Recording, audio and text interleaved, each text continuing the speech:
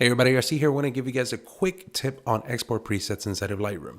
Let's say that I have a picture and I want to take the picture and I want to export it out. A lot of the times for me, it's something like Facebook, right? So what I'm going to do is I'm going to do a right click, I'm going to select export, and I'm going to select export from that drop down list as well. Now, inside of here, I'm going to pick a specific folder. More often than not, for me, it's going to be the desktop, right? And inside of here, I can opt to put it into a subfolder, but I'm going to leave that empty. Now, can I rename the picture? Sure, I could, but in this instance, I probably usually leave it at whatever name I have here. The most important portions for me are these sections here, the file settings. So the image format for me is going to be a JPEG. My quality would be anywhere between 80 and 100. I usually leave it in the 90s. Is something that's good for me. My color space is always going to be sRGB. It's going to be a great way to be able to see the good color on different types of browsers and different monitors. But this is the section that I usually use, right? Resize to fit. On the long edge, you set something, right?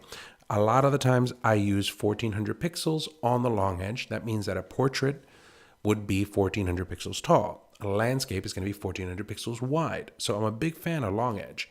And the resolution is going to be 72 pixels per inch. Now, that is something that I use consistently for Facebook. So why would I want to type this over and over and over again? I could just come over here to the preset manager and click on add.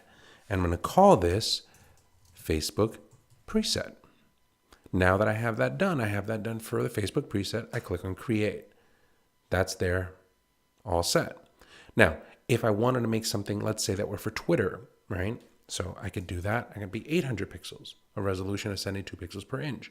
If I wanted to send something on MailChimp, they're usually asking for 600 pixels for the widest picture, and I would probably bring my quality down just a little bit.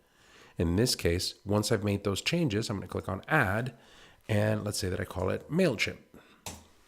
Now, if I need something for MailChimp, there it is. If I need something for Facebook, I click on that one, and it saves all of that information that we've put there.